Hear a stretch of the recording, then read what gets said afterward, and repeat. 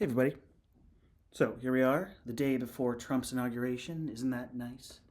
I just wanted to come and make a quick video and share with you all some information I've gathered on the legalities of a Trump presidency, and specifically, what's in scope for trans people and all the promises he's making when it comes to reduction of our rights.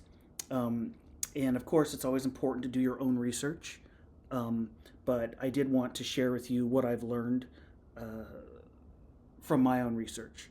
So, one of the first topics I researched were executive orders, trying to just have a better understanding of what power they really have. And what I learned is, executive orders are not law. In order to become a law, they still have to go through the Senate and in Congress, and they they could be shot down there.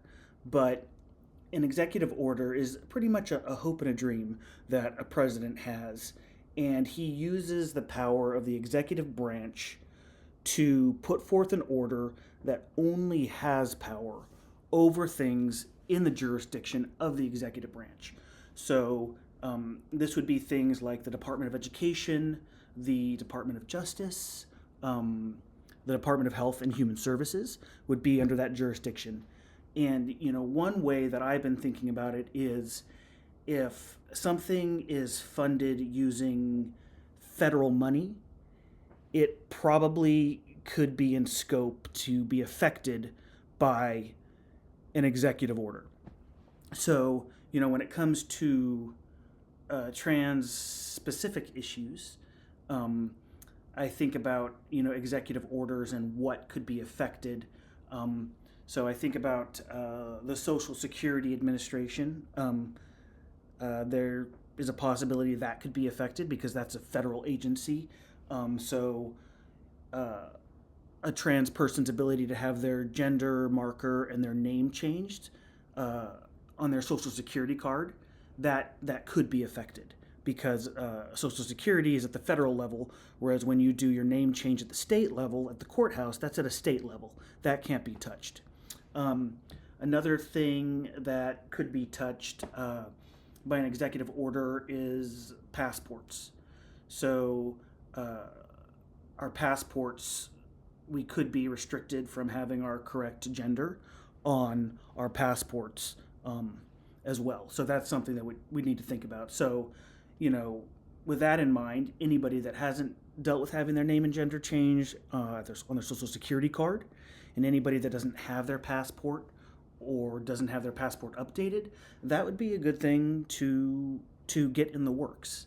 Um, it would be very, very difficult from my research for Trump to create an executive order that would keep trans people from having access to medical care and medications.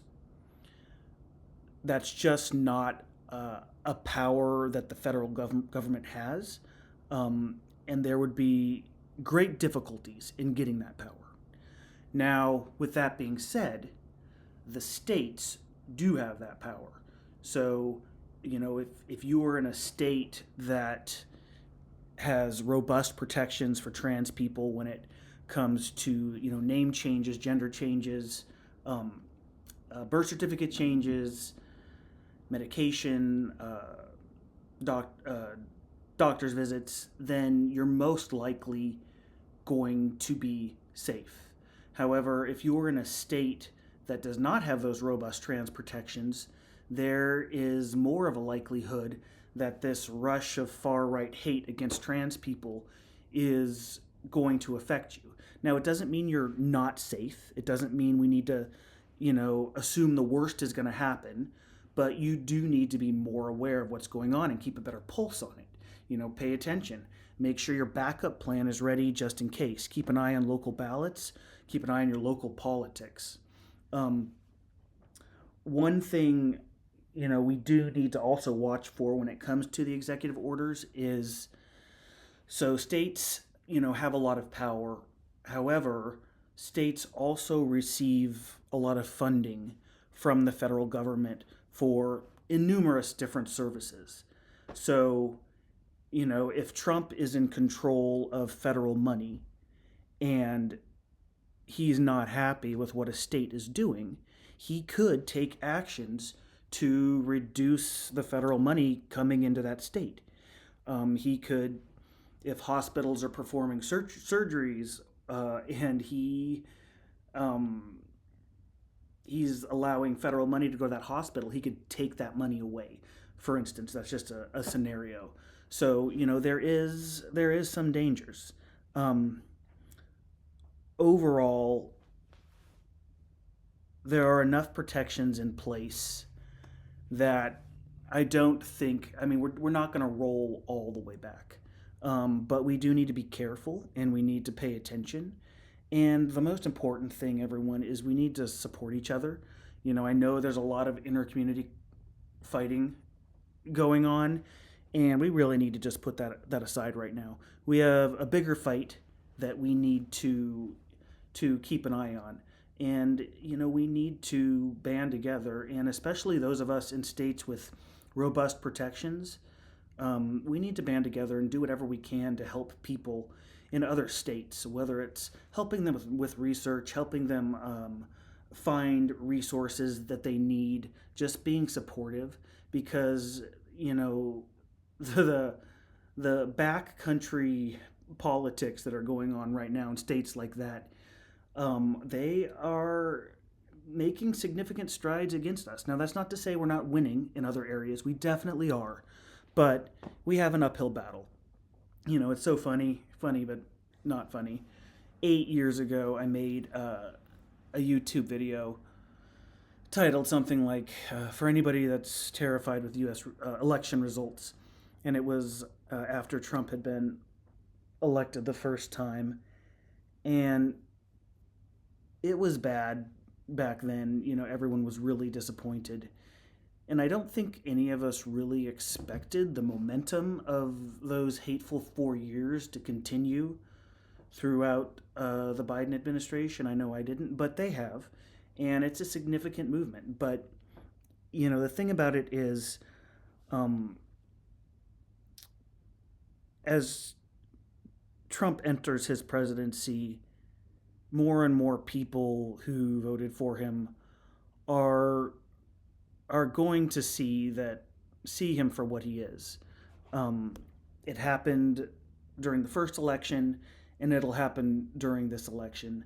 So the important thing for our community to remember is that we need to continue being seen, we need to continue being visible, we need to continue educating, and we need to continue to be good examples.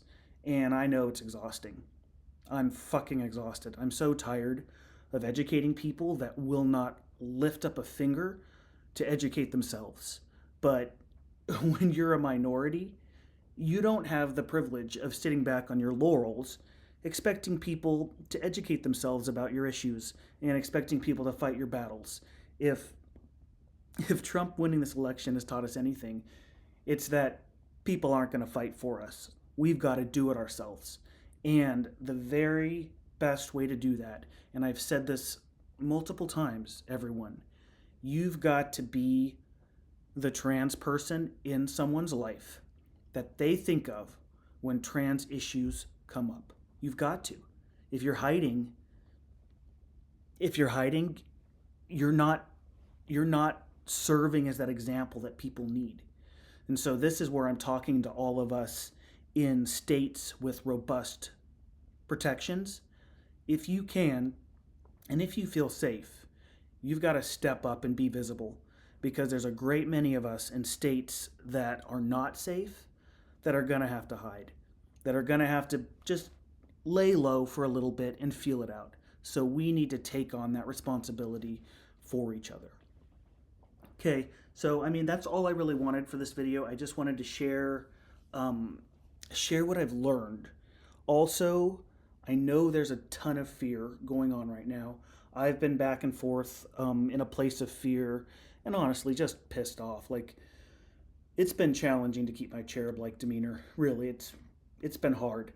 But I don't think,